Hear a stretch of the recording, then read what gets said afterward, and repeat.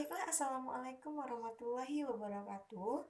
Pada kesempatan hari ini kita akan membahas tentang pasar. Nah, sama-sama kita ketahui bahwa pasar peranannya sangat penting di dalam lingkungan hidup. Nah, sebelum itu kita harus memahami dulu pengertian pasar secara umum. Secara umum, pengertian pasar yaitu tempat terjadinya jual beli hanya satu kali dalam 5 hari. Nah, bagaimana pula em, pengertian pasar secara ilmu ekonomi?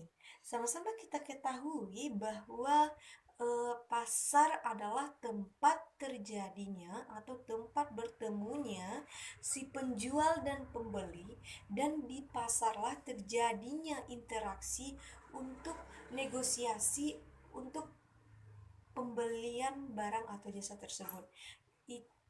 Setidaknya itulah pengertian eh, pasar secara ilmu ekonominya. Nah, ciri-ciri pasar sama-sama kita ketahui, di pasar itu adanya penjual dan di pasar pula adanya pembeli. Di pasar tersedianya barang yang akan dijual. Selanjutnya di pasarlah terjadinya interaksi atau negosiasi antara penjual dan pembeli. Nah, selain itu, pasar juga memiliki fungsi-fungsi tertentu. Berdasarkan ilmu ekonominya, ada 4 fungsi pasar yang harus kita ketahui.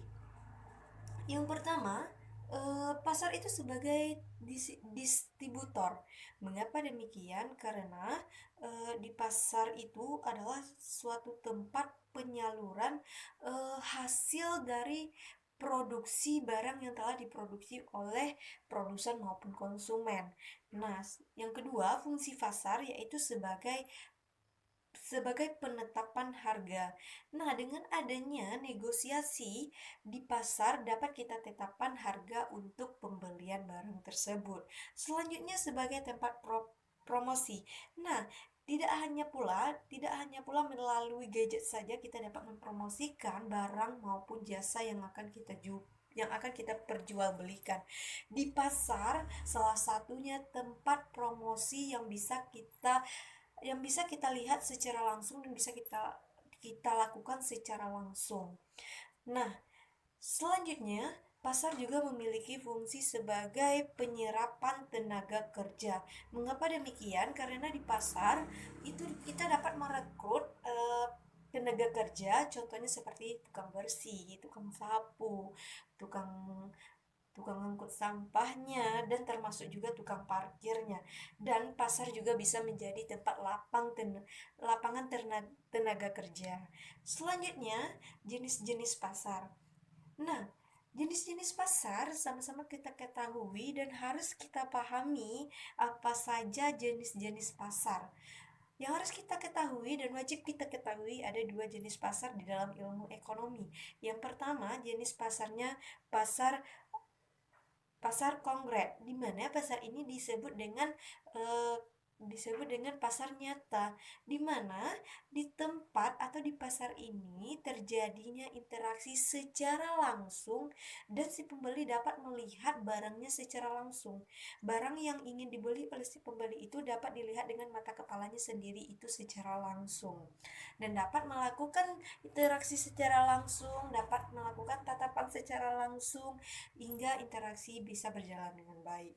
Dan ada yang kedua, ada pula uh, jenis pasar yang kedua yaitu pasar abstrak, di mana pasar abstrak ini yaitu tidak terjadinya antara pertemuan si pembeli dan si penjual itu tidak terjadi secara langsung, di mana barang yang diperjualbelikan tidak dapat dilihat oleh si pembeli secara langsung. Contohnya apa?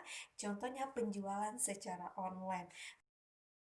Struktur pasar, saya akan menjelaskan. Di struktur pasar ini ada 2 pasar. Yang pertama, pasar persaingan sempurna.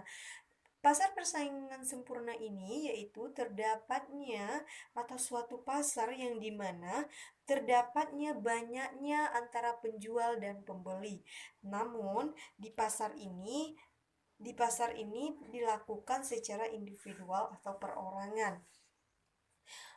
Di pasar persaingan ini pembeliannya dilakukan secara individual atau perorangan. Yang kedua adalah pasar persaingan tidak sempurna.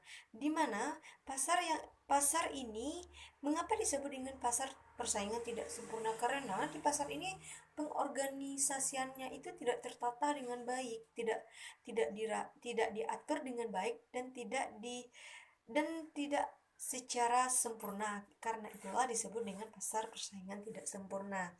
Nah, baiklah, mungkin hanya sampai itu dulu materi kita mengenai pasar. Akan kita lanjutkan kembali nanti. Kalau ada kesalahannya, saya mohon maaf. Assalamualaikum warahmatullahi wabarakatuh.